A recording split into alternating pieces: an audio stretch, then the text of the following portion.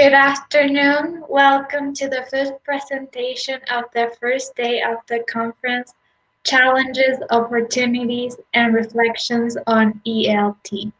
My name is Sarah. I'm a student of second semester in the English language teaching major in UNAE, and I'm responsible for hosting this presentation. I'm glad to welcome our next speakers, Marcelo Bernal, Janquito, and Jorge Villavicencio, who will be presenting e-cheating in EFL in an Ecuadorian public university. Marcelo Bernal has been a university teacher for 22 years. Currently, he works as a researcher and professor at the University of Cuenca. Professor Bernal obtained a doctorate in health sciences at the National University of Tumbes, Peru, a master's degree in curriculum and instruction from the University of Nevada, United States, the title of Professor of Second School Specialization in English, a bachelor's degree in the area of English language and literature, and educational psychology and counseling vocational at the University of Cuenca. Janina Quito was born and raised in Toronto, Canada. She studied linguistics and anthropology at the University of Toronto.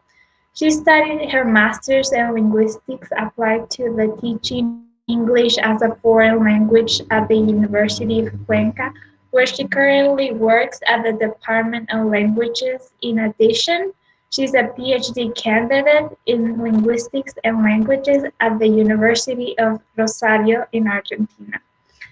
And Jorge Villavicencio, who works in the Department of Languages at the University of Cuenca. He's interested in research and he will be presenting the results of the research. Remember that you can write your questions, comments, or doubts on the comments section, and our speaker will answer your questions at the end of the presentation. And now, here are our guests. Please welcome Marcelo Bernal, Janina Quito, and Jorge Villavicencio.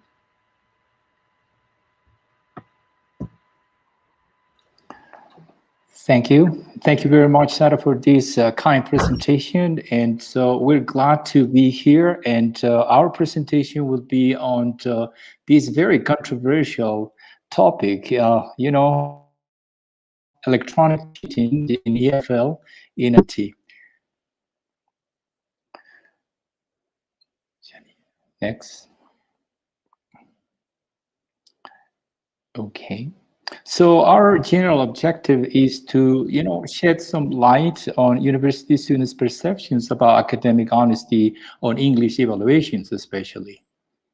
Our specific objectives will be a description of students' attitudes towards academic honesty, why students decide to cheat, the reasons why they do it, the different ways the students cheat, and finally, the recommendations on how cheating can be stopped.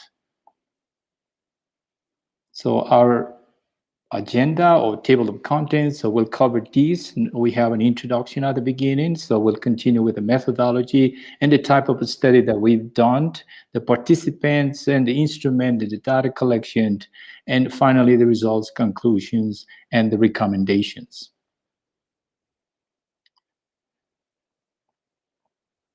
So to begin with, I have selected this slide or this picture. Now there's a saying in English, so there is an elephant in the room and nobody wants to talk about this. So we know, everybody knows, that academic dishonesty is present in our classrooms, in our lives, everywhere. However, we don't have probably the willingness to talk, to discuss about this issue. And as an example of this academic dishonesty, so I have taken a picture from one of my classes, right, in which I requested one of my students to work on an essay, but unfortunately, he forgot to delete the translator software he used to turn in this assignment.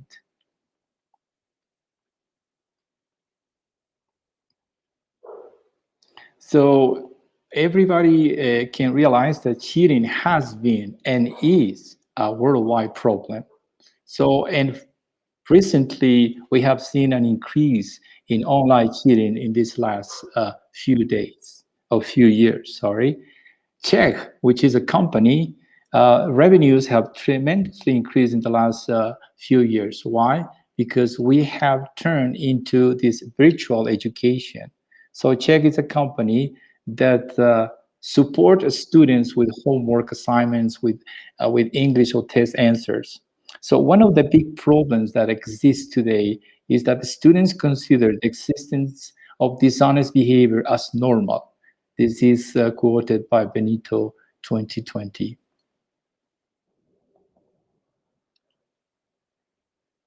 Additionally, we have this information about Czech, so study subscription. So you got to pay a subscription every year, and then you have these, wonderful responses for your test. Let's continue.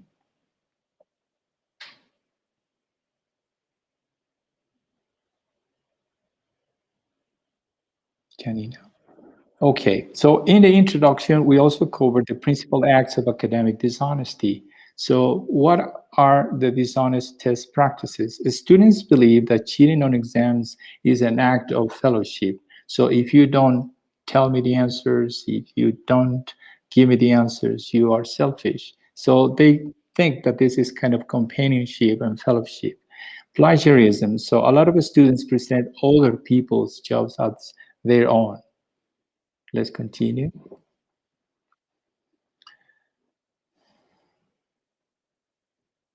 False excuses. So we have, as teachers, we always are listening to these, my internet was down the whole night, so, or I am disconnected, so I don't have these many excuses, that the students are presenting. Academic digital dishonesty. So we have the technological media such as telephones, computers, and the internet are widely used as means to commit academic dishonesty. So this is also a study done by Dom and Omar 2008 and Taco and Tokte 2016.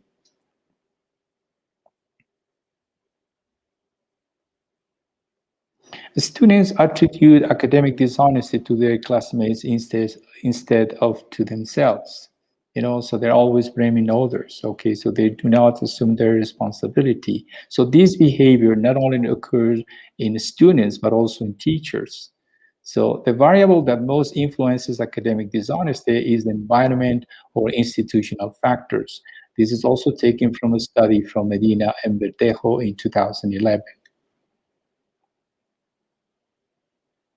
So problems in reacting to cheating have made some think that dealing with a cheater is one of the most negative aspects of being a faculty member. So we are not able to face this situation to talk to the students about this behavior. So instead we neglect and we do not talk about this. As the faculty members, we get more problems with this cheating and cheaters. So students, they're like kind of not confident in their cheating, as less worried about the consequences of their actions. So if there is no conversation in classes, there are no conversations about the administration of the university, so we will have these kind of problems.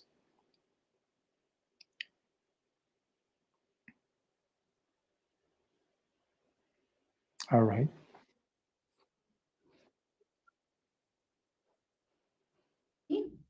The methodology that we used for this study it's an exploratory mixed methods study. So it's exploratory because there aren't that many studies done yet, especially in Latin America. And since COVID happened, we've been in education online for a year, so I'm sure there's a lot to learn now. And it's mixed methods because we ask the students to fill out like scale, quantitative part, and our qualitative part at the end of the survey that we took. We asked students to give us their suggestions on how to curb cheating, or what can we do, or what can they do to help curb cheating, especially in EFL. The instrument we used was adapted from an academic honesty questionnaire from cheating on exams in the Iranian EFL context by Amadi in 2012. Now, as you can see, this study was from 2012. However, in 2021, it is still very relevant. This questionnaire has 5 main dimensions, the first one being their demographics, right? Age, where they're from, the program that they're studying in, right? And we have attitudes. So the attitudes look at students and how easy do they think it is to cheat, if they think it's easy at all, right? Are they honest? How honest are they on their homework or on their tests? The third dimension looks at the reasons. Why? Why do they cheat? So is it because they're not ready? They haven't had the time? What's going on? What provoked them to decide to cheat on these exams? The next dimension is the ethics. So how? How are students cheating? Are they sending WhatsApp? Do they have a parallel group to the one that we have in the course? And then the final, most interesting, deals with suggestions from students themselves, right?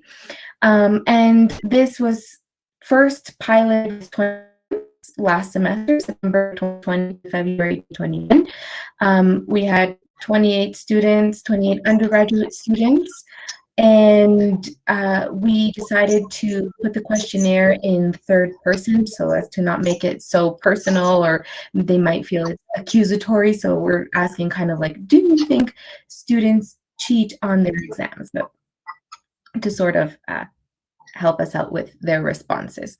Now, the participants that we're going to see the results from, we have 591 students from the language department at the University of Cuenca.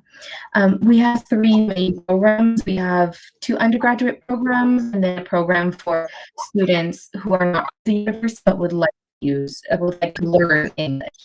60.3% of respondents were female and 37.3% male. 77% are from Azuay, 6.1% from El Oro, and 5.7% are from Cañar.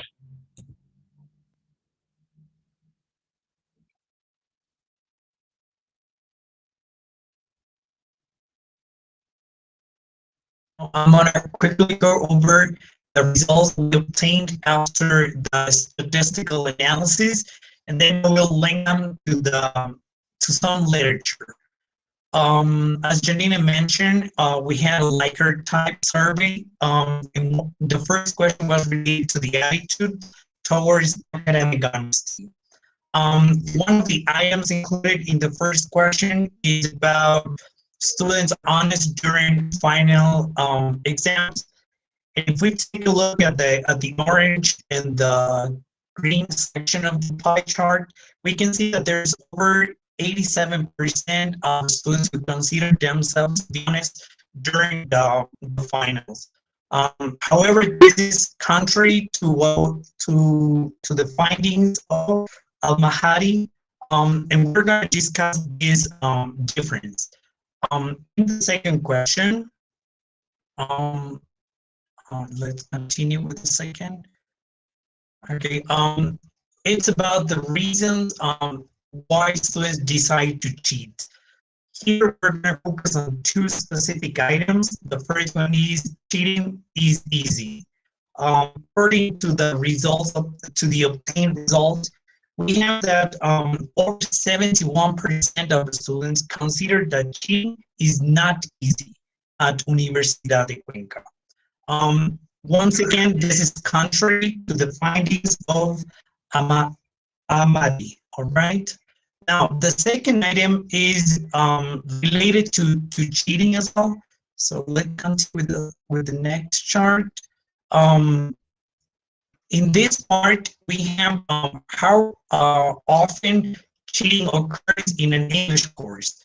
Well, if you look at the blue and reddish section of the pie chart, it gives that over 81% of students consider that this is not a common pattern in an English course at the Department of Languages of Universidad de Cuenca. All right. This is the opposite once again of the results found by Amari. You may be wondering why am I linking these contradictory results. It's because the reason lies in the next slide. We have that many authors have stated that cheating depends on how careful instructors are during assessment. That is, during tests, during quizzes. And it also depends on how teachers, in this case, react to cheating. So apparently, we can say that teachers at the Department of Languages carefully monitor students where they're taking a test or taking a quiz. As you know, the results from the previous charts back up this opinion. And also, it seems that some teachers at the Department of Languages act in a strict manner so that these kind of acts don't repeat.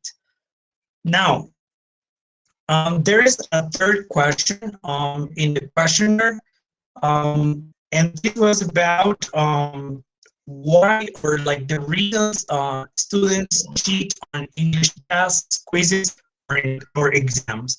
If we look at the bars, we can see that the red and blue ones are the highest ones, with scores over 40%, and we can understand from there that students decide to cheat because they do not have enough time to study, and also because they are stressed during exams or quiz season.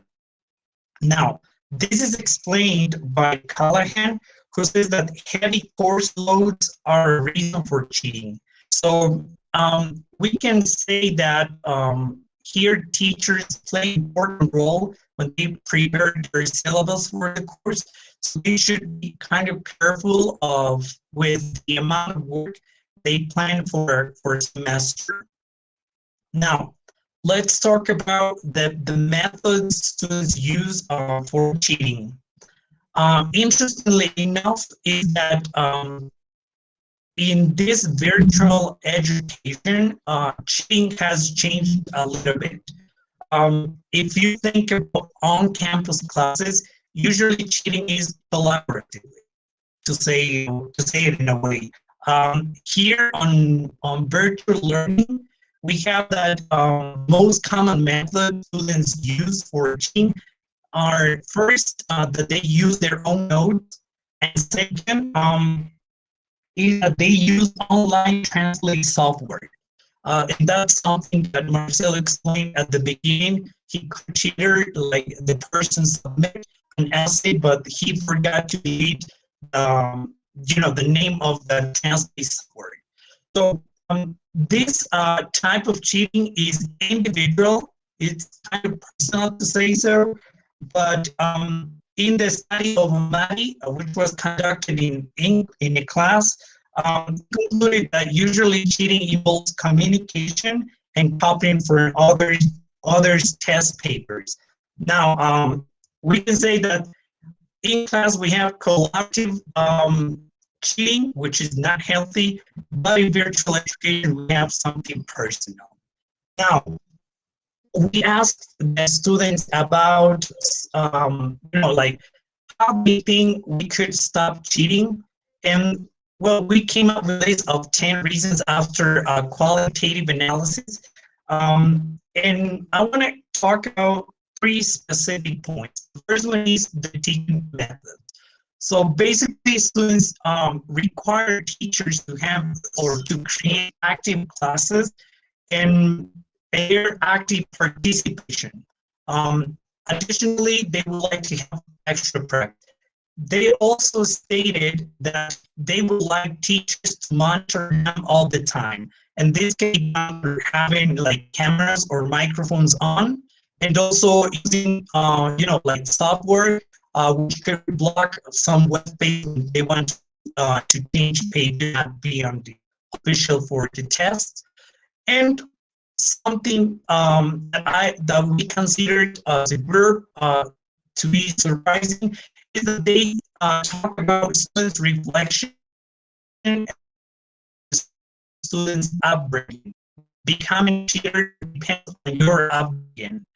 So that is that students should have strong values so they won't be tempted to cheat.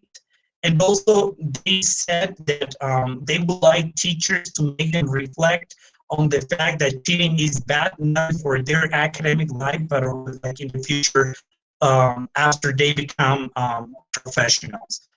So that was the part of the results in the discussion.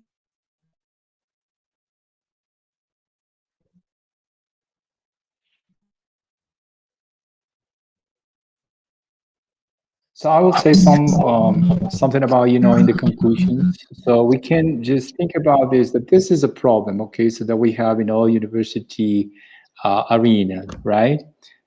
So, and then our conclusions can be summarized like this. Academic dishonesty has been, is, and will continue to be present in our academic environment. So it is essential that we as teachers and also the higher education institution administration, faculty members, and university students as well can open the dialogue, start talking about this issue in a regular basis. As a personal experience, so I have opened this kind of discussion and I have included in the syllabus, this academic honesty pledge. It is time to discuss the co-responsibility that all the members of the university community have regarding academic integrity. Okay, go ahead, Janina.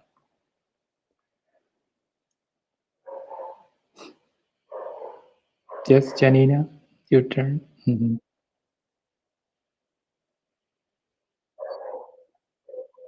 Than punishment. So we wanna nip it in the bud, as they say, right?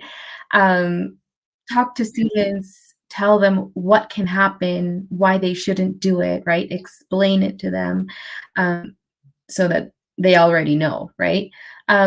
More discussion on students' goals as learners. So you're taking this English class, and we as teachers, we want you to learn. We want you to learn the subject. We want you to learn English. If you cheat, you're not going to learn.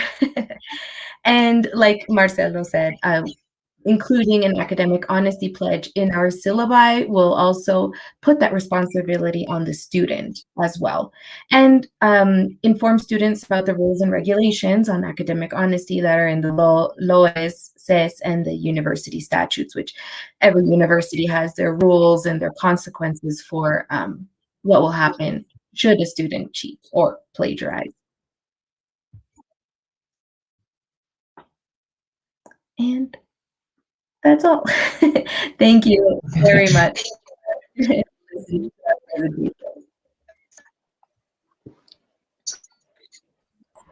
Janina, Marcelo, and Jorge.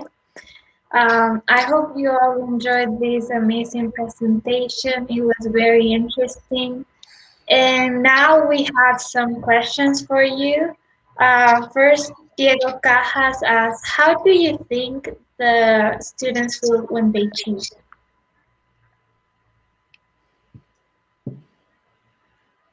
To anybody? So, sorry, Sarah, I didn't. Yeah, I didn't hear well. You there? Oh, we have a problem, I think. How do you think? Yeah. So one of the I think one of the main word, the core words, we didn't understand. So yeah, how do you think students feel when they cheat? Oh, feel. Okay. I think that's going to be a personal feeling because sometimes they take it as a fun activity, just, trying to go over, and probably break the system, break the rules. Okay. Sometimes, I was a student too. So I remember just being challenged by the teachers. And so I remember this, and probably that could be a shared feeling. So companionship, probably fellowship, probably I know more and I'm going to just help my student. Probably that's the feeling.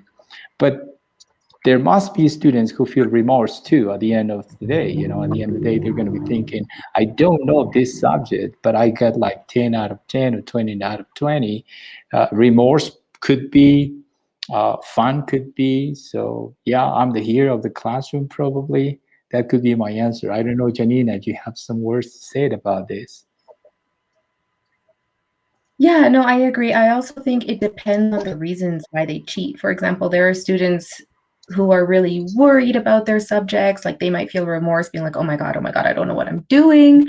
I need help because I just need to pass, right? And then there's other students who don't really care about English and they're like, oh, I just need to pass. So can you just pass me the answers? And then they're not going to feel any remorse. I don't think they would if they're not interested in it.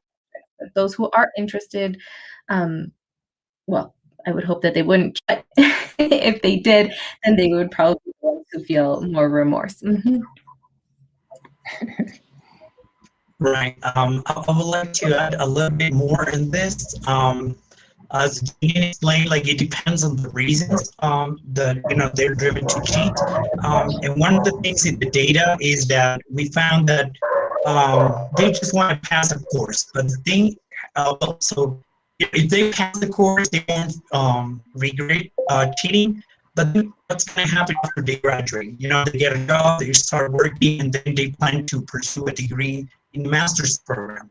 And one of the requirements is to pass an English exam. So that's the point where like they get to reflect on what they did in the past. So it's kind of a feeling that it may not take like right after an exam, after cheating, it make like the guilt can happen like after some years. Okay, thank you very much for answering those questions.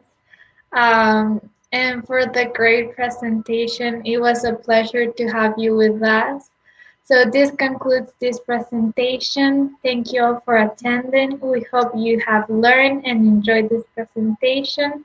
Please stay at this link for the next presenter. Thank you. Thank Thank you. you. Thank you very much.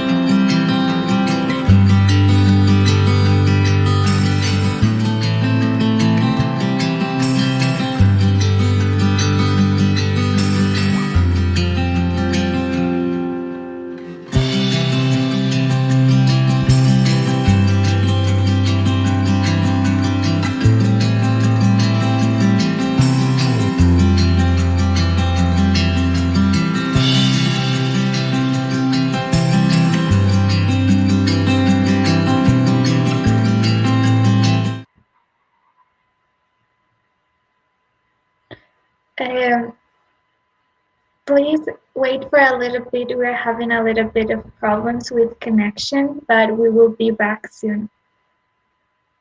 Thank you for your patience.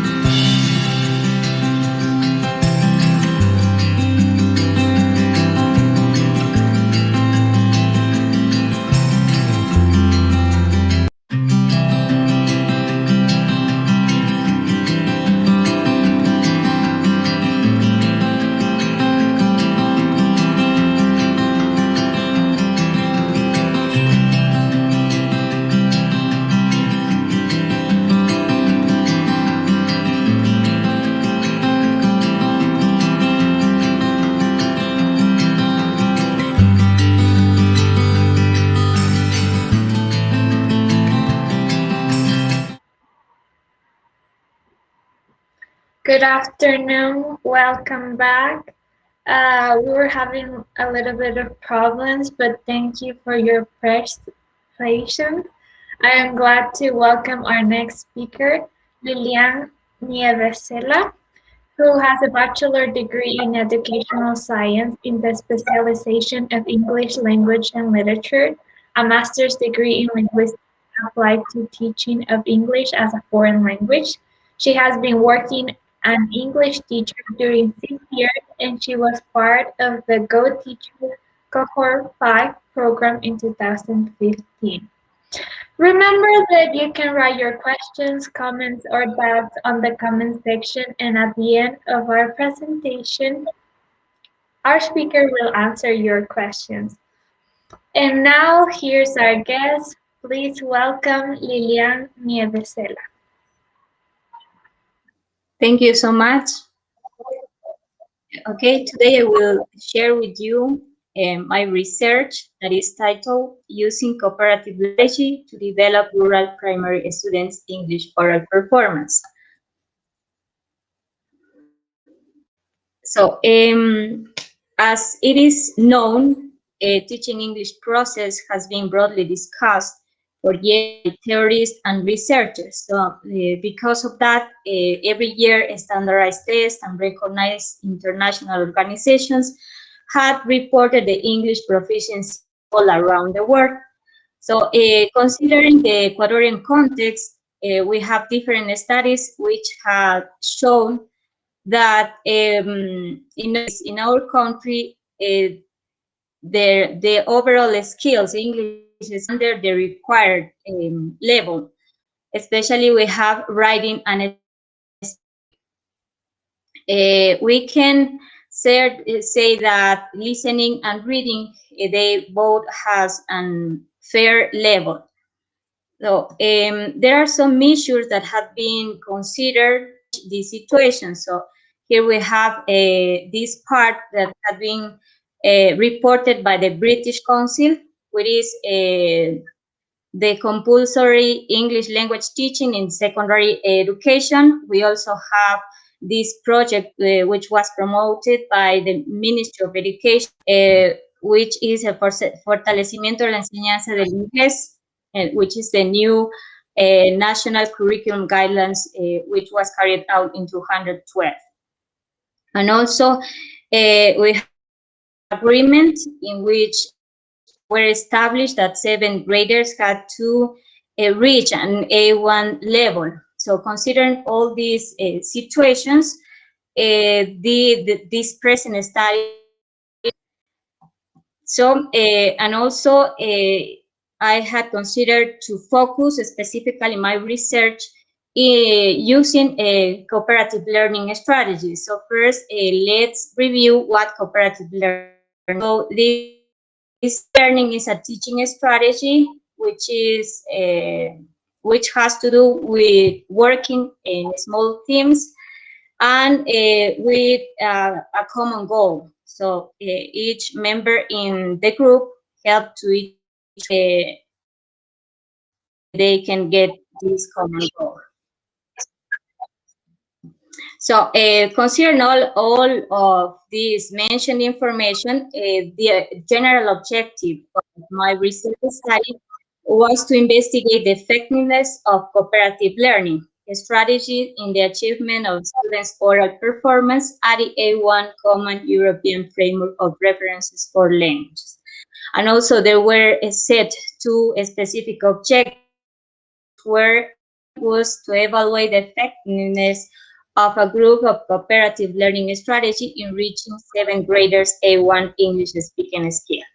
And the second objective was to find out the students' attitudes and towards CL strategy in relation with their motivation to speak.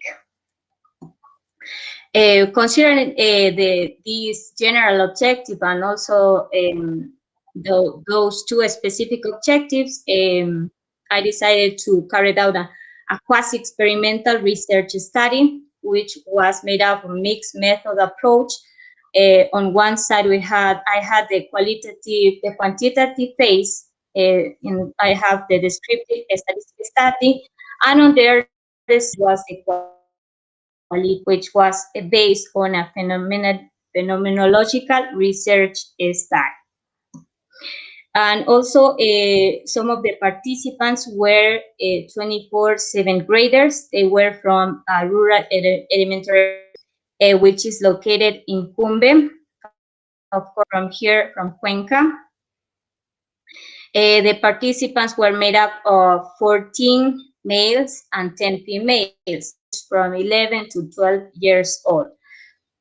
Also, they were homogeneous regarding ethnicity, native language, exposure to English, educational and cultural background.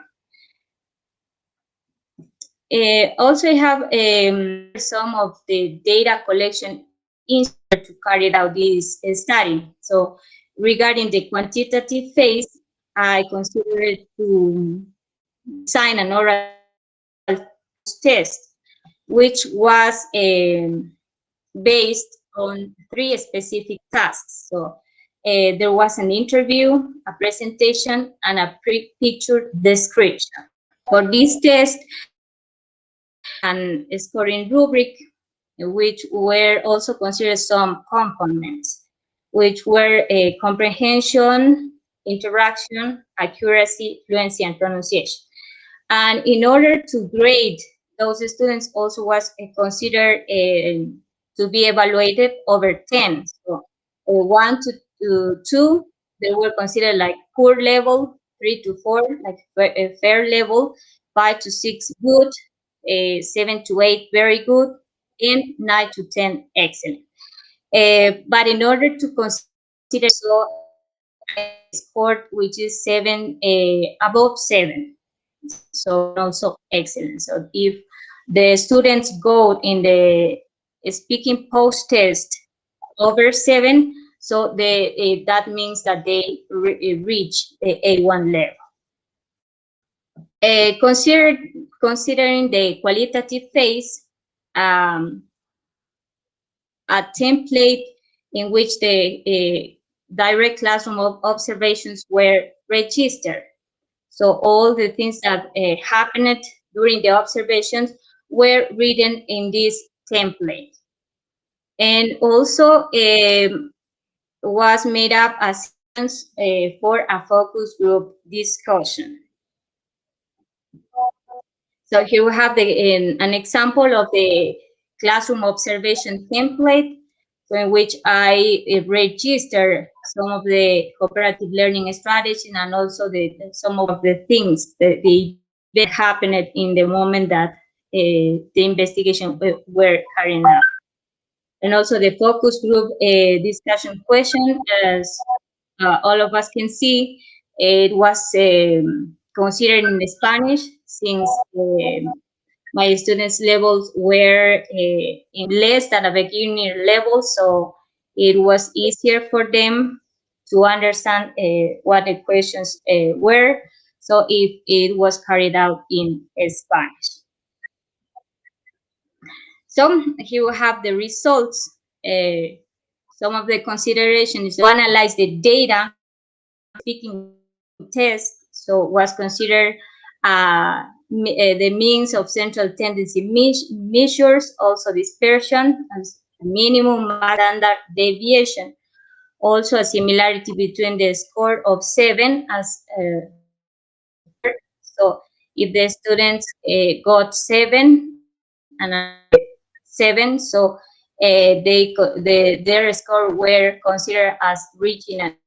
In order to analyze this information, a statistical student test of 1 sample was considered, and also in order to make the tables, Excel 216 was used too.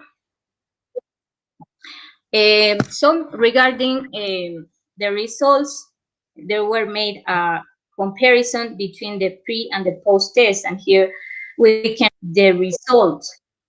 And the ones which are highlighted with blue are corresponding to the pre-test.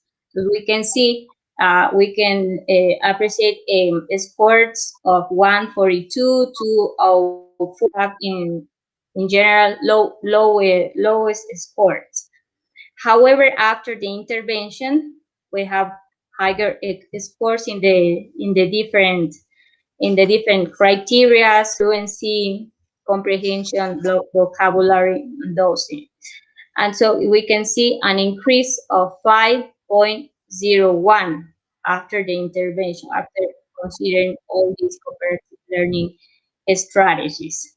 So we can, in general, appreciate 0.59, which reach the required level that was needed in this study. And also considering the results of which were the direct classroom observation notes and the focus group discussion, some of the steps were considered this information, which were reading and memoing, describing the participant, the setting, and the phenomenon style. And also, finally, it was considered to classify this research data. So all these 3 steps are recommended by GAR. And then we have the results of the direct classroom observation notes.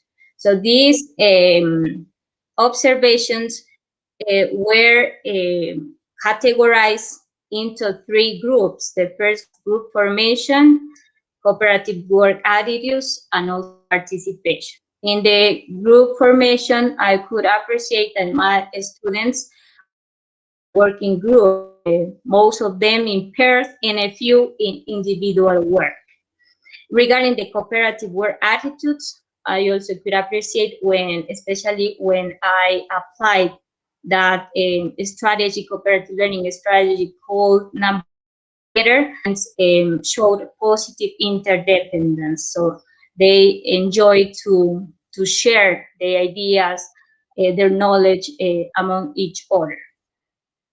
And also the other attitude was individual accountability, and I can see this, I could observe this during the jigsaw activity, and also the face-to-face interaction during the 3-step interview strategy, and also finally in the social skill attitude during the application of the strategy called think, pair, and share.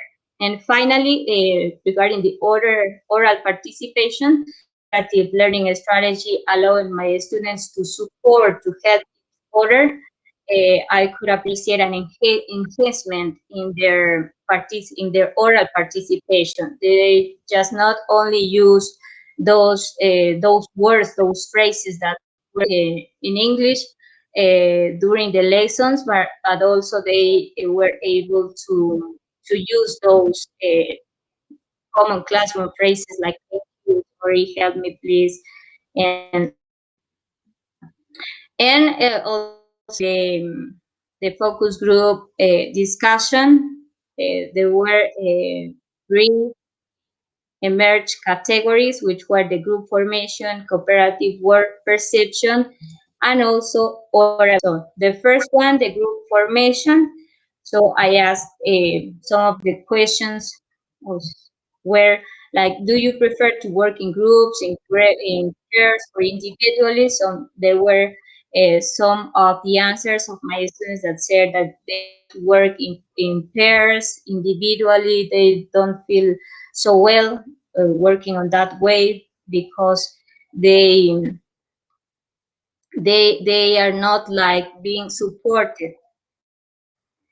And regarding the cooperative work perceptions, there were questions like, do you feel more motivated to speak in English when working in groups and when working individually? And also they were asked to provide the reason. So they were that they liked to work in groups because they helped each other, and also they said that because if it were into it's like talking to themselves, and it's like And also working in were good for them because they're their opinions, their ideas, and the information that they could share among each other.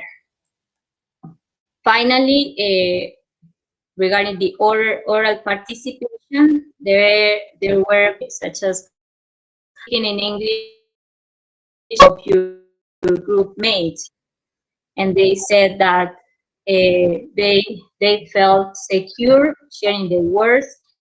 For example, if someone says good morning, or others how are you, and so on, each one of them were supporting, were helping each other, even they were new, and those things them to be more secure in order to participate orally. And finally, we have the conclusions of this research study. Firstly, was that the students' speaking skills improved. They were able to practice this skill, this oral participation, and also some be appreciating this research was that the criteria like comprehension, interaction, fluency, and pronunciation show positive attitudes. So they develop good leadership skills. Also, they were able to contribute when working in group, able to share their ideas, their opinions, their thoughts, even their feelings. So that is why there was a good acceptance before this. Conclusion was the participant speaking motivation increase, so they are secure to speak, and also their participation increased too. There were, if I can say, like good mutual help and support between all these group mates that were made up. And some of the references, and thank you so much for sharing with me this time.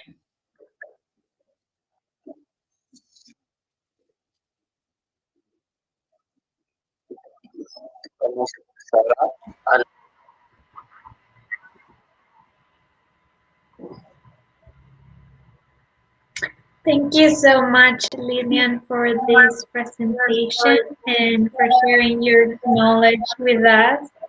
I hope you all enjoyed this time and that you learn a lot of things. Please stay in the same link for the next presenter.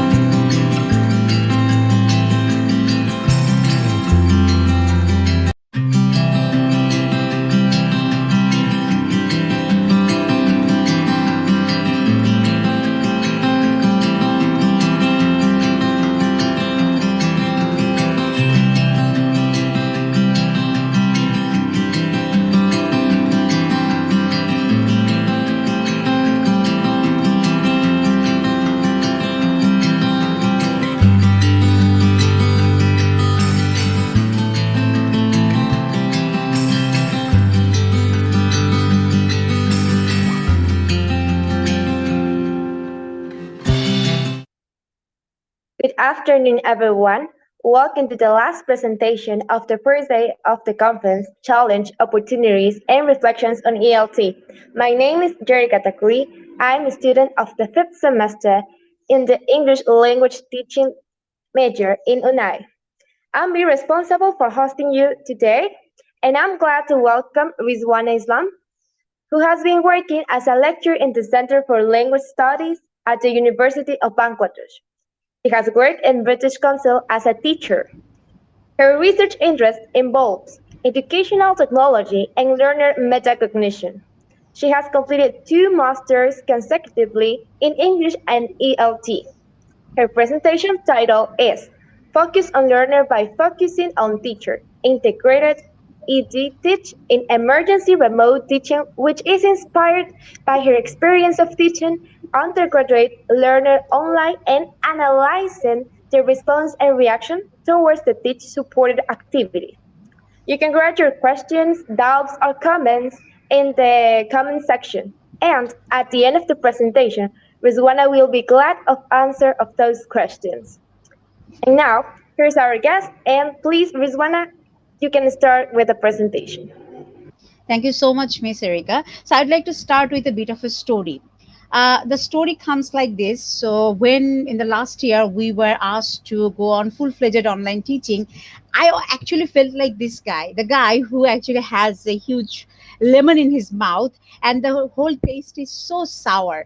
I mean, I have done these things before, where you assign something to the students in Google Classroom, or you give something to them as an assignment, as a form of assessment, as some sort of summative assessment. But what about a full-fledged teaching, where you have to go through the instructions, you have to go through the task and activities? Does it taste so good? And what do we do when life gives us lemon?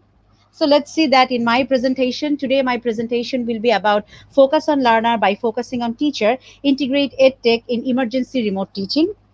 I am Rizwana Islam, lecturer, Center for Language Studies, University of Liberal Arts, Bangladesh.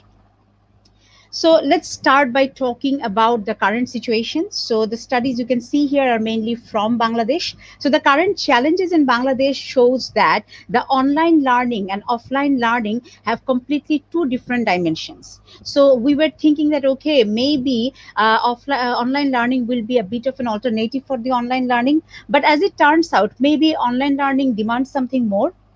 In another study, we get to see how the virtual platform facility takes much more of our interest than the teacher's lesson delivery. We are always so concerned. I mean, right now during this presentation, I am actually concerned. Do I have a proper internet connection? Can they actually see me on screen? So this virtual platform facility became much more important than the actual work, than the actual lesson delivery. And of course, the more we are sitting in front of a screen, the more our young students, either they're undergraduate or they're in school or they're teenagers, the more they're sitting in front of a screen, are they losing their valuable communicative skill? Uh, are they losing something? And what are they losing here? So they are going through a lot of essays and paragraphs and, I don't know, story writing and all of these things. But where are those soft skills? Where are those life skill? And if we cannot ensure some life skill and some soft skill even in this online teaching method, how do we expect them to have more job? In a recent news of a popular newspaper in Bangladesh, Dhaka Tribune, we get to see that less soft skill means less job opportunities. Now, for me, this strikes really hard, because of my background. So I'm teaching English language at a university, basically EAP, English for academic purpose. And when I started looking into the studies, I found out that the current studies, especially during the pandemic, the EAP teaching and learning has been measured by learner autonomy, by feedback, by and identifying some tasks which will be, doable tasks, assigning group work, and of course turning to more asynchronous activity due to either internet connection or the length of the activity, or deal with lack of technological skill. How do we deal with this situation? The current framework, if we go into those framework, the TAM framework, the SMR framework, the TPAC framework, I mean, if you go into TPAC, that becomes actually too broad. How many things are you going to correct in TPAC, and what are the things that you are going to correct in TPAC? So SMR maybe. So if you go into the SMR method, is it actually going to focus on both teacher and student? When I started asking myself this question, it came to my mind that maybe it is time for us to focus on the nitty gritties of the class as well. Of course, we have been focusing on the entire lesson, what sort of material we are choosing, what sort of course book we are choosing, but how about the activities, like each activity, each bits and pieces that actually creates an entire class. So that's why I thought that there is a framework which is necessary for the specific practice in the class. So that's brought me to my objective of the lesson. Objective of the study. The first objective was to analyze the extent of tech integration in undergraduate online EAP classes in Bangladesh. So, based on my background, I thought it would be convenient, of course, and plus it would be definitely good for me, my personal experience as well, and for future development, future professional development, to identify that to what extent are we seeing this tech integration? Are we actually integrating technology? And of course find ways to integrate technology with practical purpose. Even if you're adding technology, are they turning into some vague form, some sort of online form where you just fill up some words and just be done with it? Are we actually calling that integrating? If we're doing that, remember that lemon, we are actually having that lemon right now. So when I was looking into the framework, it took me to PTRAC model. Now, this PICRAT model by Kimmons, 2020, this model made me think about both teacher and student. The model focuses on what are the students doing with the technology. First of all, that is the most important thing here. Secondly, again, it focuses on how does this use of technology impact the teacher's pedagogy. Now that brought me to the idea, okay, now here is the balance. Here we have a balance between finding what the students think and how they're getting the advantages, and how the teacher is also getting affected. So if we think about the technology, if we think about the PICRAT, we need to start with the PIC. So the PIC means passive, interactive, and creative. So the passive would be where the students, merely they go for responding, taking notes, answering question, this sort of thing. In case of interactive, we can expect students to connect with the content, to connect with the peers, and at the same time to create something. Of course, the creativity takes the whole thing to a whole new level, where we can expect our student to create something all by themselves, and of course they'll be able to use that in real life maybe. So if we use the technology, how does that impact the teacher's pedagogy? What is the teacher doing here? Like I said, my presentation is about focusing on the learner by focusing on teacher. We have to start from there. It's not about how many classes I am taking. It's not about how responsible I am. It's not about if my class is being observed all the time. It's mainly about what sort of activities and tools I am choosing. So it starts with replacement. So am I replacing the excuse me, regular class activities with online class activity? So instead of a paper, am I using Google Doc? Excuse me. Am I using amplification? Am I doing some sort of amplification just, or am I just doing replacement? If I'm amplifying the idea, something I was doing in the class, it got a little better because of technology, it got a bit better because of technology, then of course there is amplification. If I'm thinking about transformation, now here comes the real world, bam. So if I'm thinking about transformation, I have to think about real world as well. Whatever I'm teaching, are my students being able to use that in real life? That took me to the actual PICRAT matrix.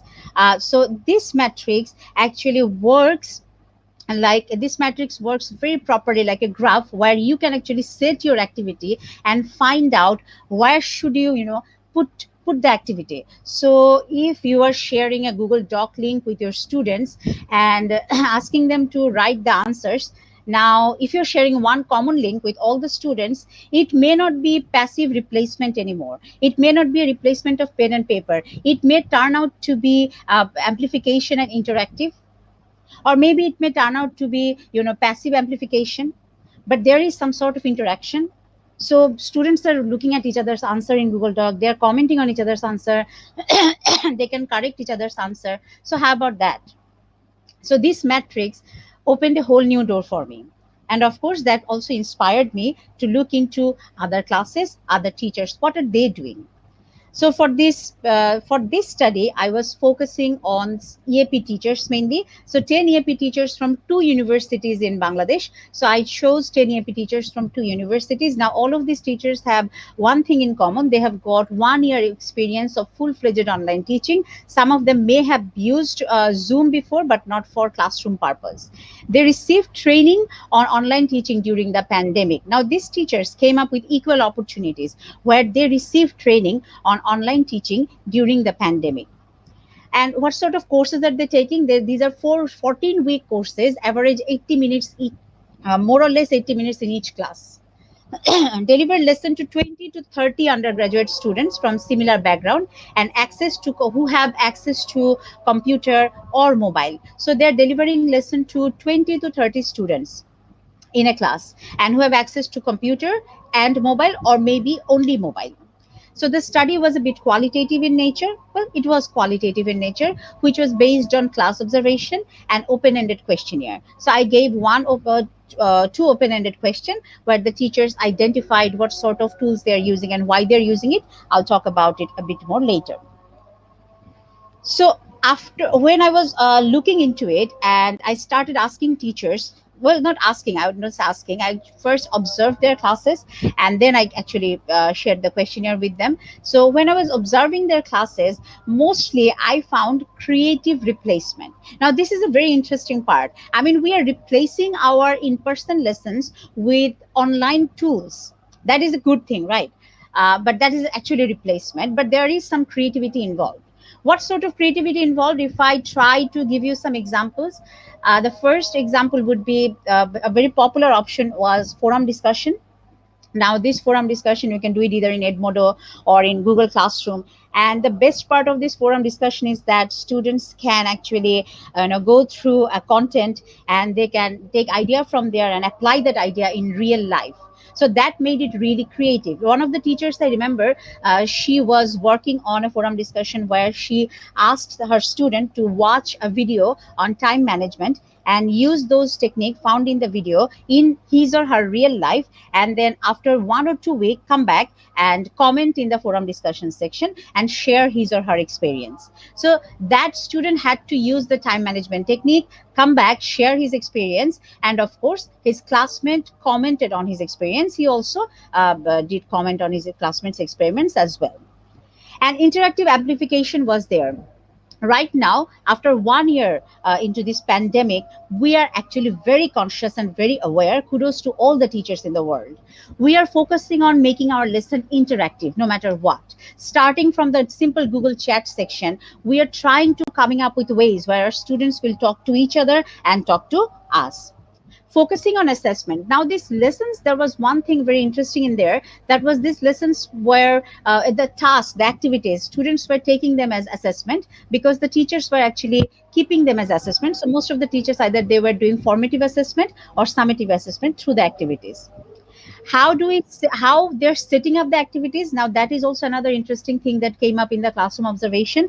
Most of the cases, they had to give a demo, they had to teach about what the content, at the same time the technological tool. Now imagine doing these two things together, and at the end of the day you are going to have to identify if it's actually working for the students betterment or not. I mean, if a student can use a Google form, that is good.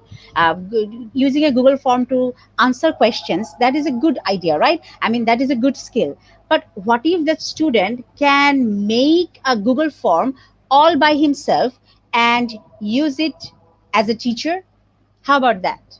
I mean, that makes it worth it, right? I mean, that skill can be used in future in the offices as well.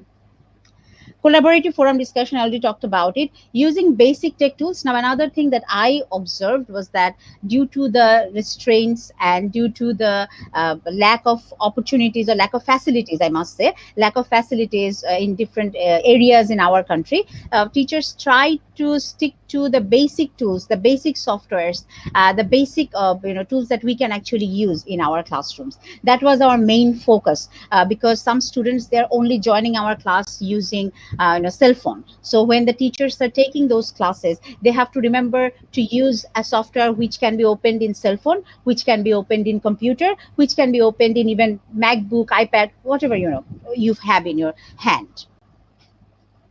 So I actually focused on, when I was doing the observation, in my observation form, I mainly focused on the type of activities they were doing, why they were doing the activities, and did the student respond based on the activities, or did the student interact with each other based on the activities, or is this activity going to help them in the future, in the future, where they can actually use this in job sector and in real life. So if a student is using Google Meet or Zoom, that is a good thing. If a student can use it and take notes, that's passive replacement of Google Classroom. So if a student can use the Google Meet or Zoom to interact with her classmates, his or her classmates, and do a bit of presentation, that is also good. That would be, I think, interactive amplification. But what if a student can use this Zoom platform to interview some of the people around the country and take some data and use it for a project? How about that? I mean, that skill is real life skill. That skill is a soft skill that actually we can use in the future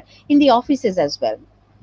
So when students created PPT, Kimons also called it a very creative replacement. And I do agree with him in this case. Yes, I saw that when students were creating PowerPoint presentation, which usually comes by the end of the semester, when students are, creating presentation and doing this presentation for some sort of summative assessment. So in that case, I saw that students were really, interested in adding images and other stuff. I mean, they were really creative. They tried to make that PowerPoint their own.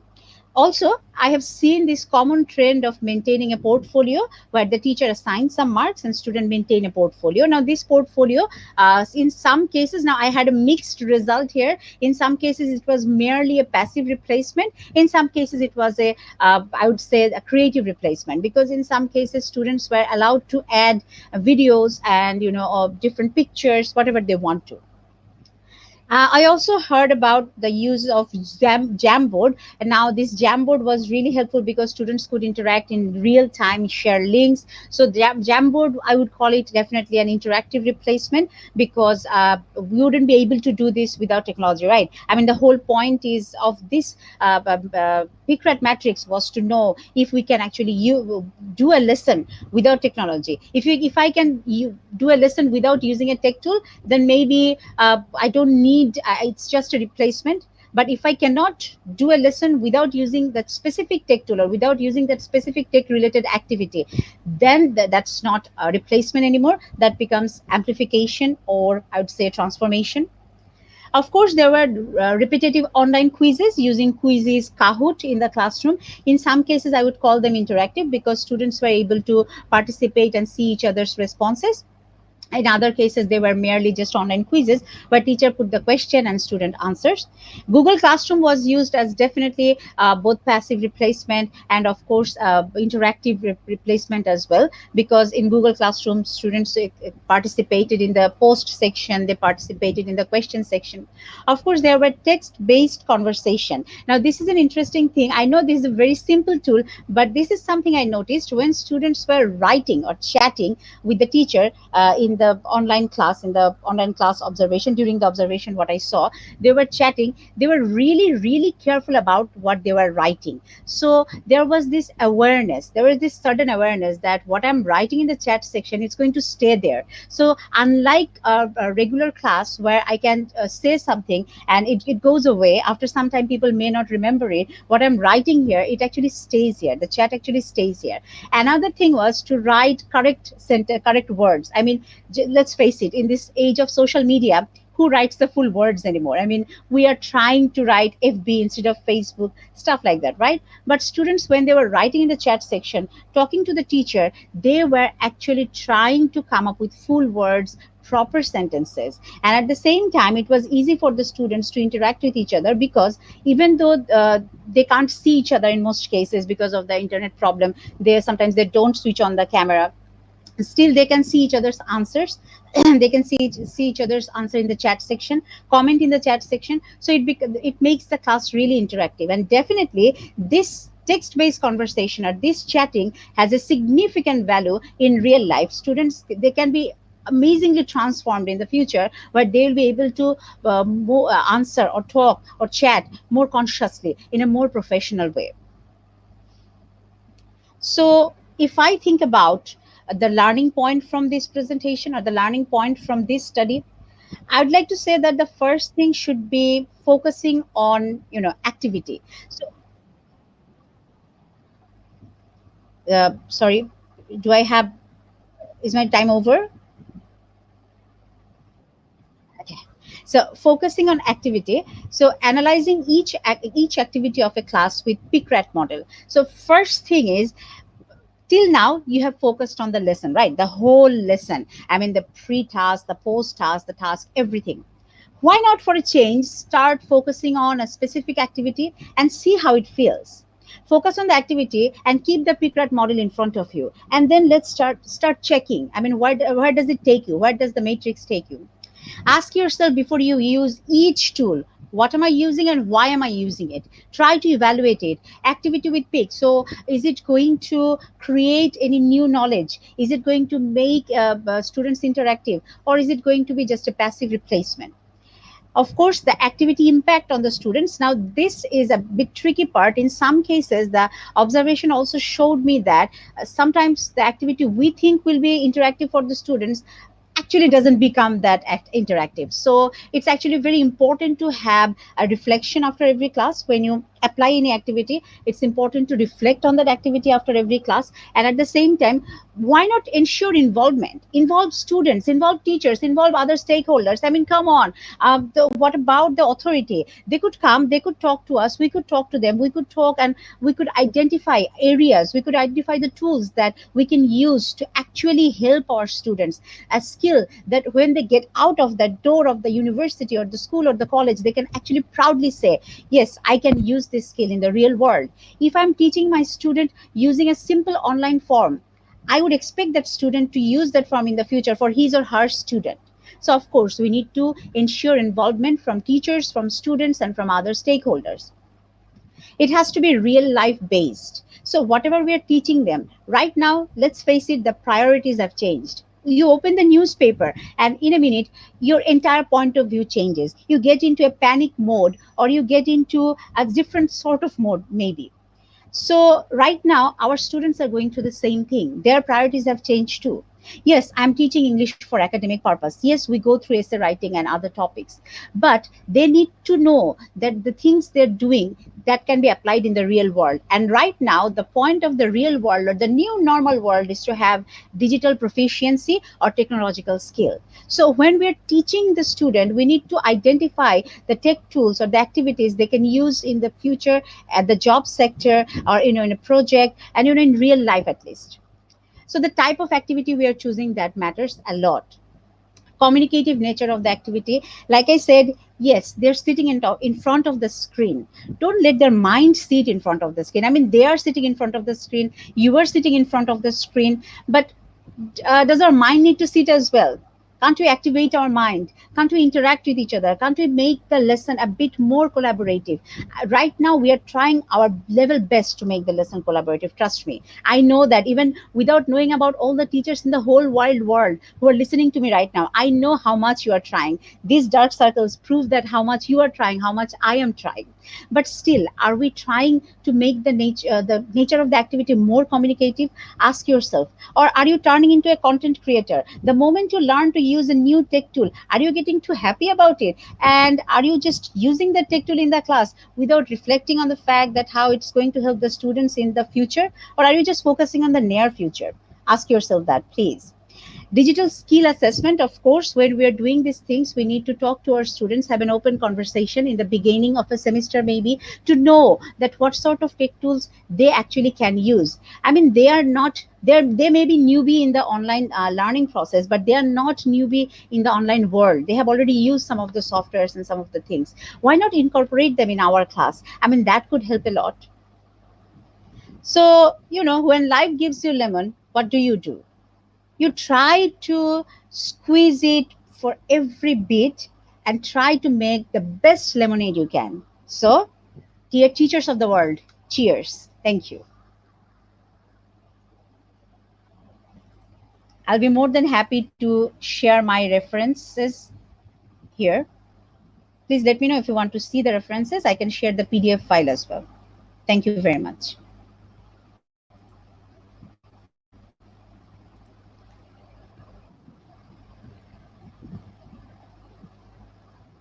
Thank you very much, Rizwan Islam, for that amazing presentation. Now, let's go with some questions. Question number one.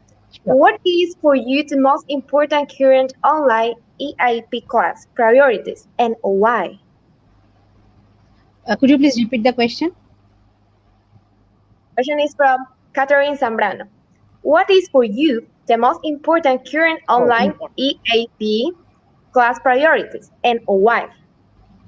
Well, for me, EAP classes come with a lot of undergraduate students, students who are thinking about getting into jobs, students who are thinking about getting into the real world only after 4 or 5 years. So for me, it always comes to the fact that if they can connect to the idea, and if they can actually apply the idea. So not just connecting, I would say applying the idea is really important. Okay, thank you. Second question. Is there Sure. any online app where students can also practice their skills? It depends on what type of online apps you are asking about, because the apps that I personally use and I have seen some of the teachers have used already, those apps are available online for free. For example, the Quizzes app that we use, a Kahoot app, students can use that also. Students can use that to make their own questions. There are some preset games, so student can play games over there. And of course, apps don't always have to be the most sophisticated one. You can just start with something simple. You can start with something really simple, so like an interactive worksheet. So I guess that works as well. So but my favorite, I would say, definitely would be Quizzes. Although when I was doing the research, I saw a lot of teachers using Kahoot. I personally use Quizzes a lot for, because it helps me with making lessons, because I can interact with students throughout the lesson. At the same time, I can take a exam or something, or a quiz or something if I want to. Thank you. Gabriela Sigüenza has this amazing question. How link the context and the activities to become the class more interactive and interesting? So like I said, let me give you an example of one of the participant of my research. So one of the participants in my research, this teacher this teacher came up with an idea for teaching argumentative essay in the class. And when the teacher was teaching argumentative essay, the teacher started the class with a video of Justin Trudeau giving a speech, Justin Trudeau answering some of the questions in a meeting, in a local meeting. Justin Trudeau was answering some of the question. So that video got the students so interested in the entire class that they were trying to take notes of course, there is this thing about the okay, what is he saying. So the whole point of this using this video was to make the students connect. So that is one way, using audio visual materials.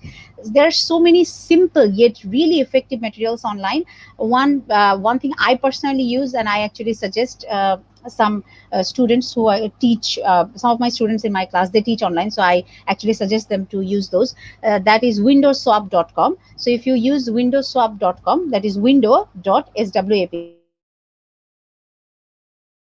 windowswap.com, you can actually see someone's window in the entire world, in any country of the world. You will see an area throughout somebody's window. So that is actually really cool. And if you show that to the students, I can guarantee the students for the rest of the class, they will keep looking at that window and they will be engaged in the class. I remember I did this class where I did description, describing scenery. We talked about describing a scenery. I used this website, and then students actually switched on their camera and showed me their view through their window. So it was a really interactive class. I get to see their pets, I get to see the road in front of their house. So it was really cool, I must say.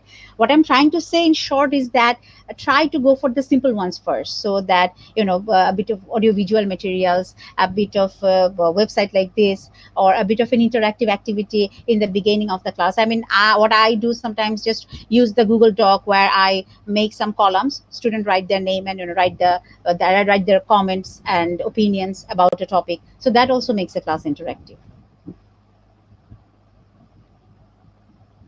Thank you again, Rizwana, for answering those questions and for the great presentation. I really love it. It was a pleasure to have you with us. So this concludes this presentation. Thank you all for attending. We hope you have learned and enjoyed this presentation. I want to friendly remind you that you can watch the several poster presentations which are uploaded in the REP channel. The link will be in the chat space. And thank you. See you tomorrow. Please check your schedule and go to the several presentations that we have tomorrow.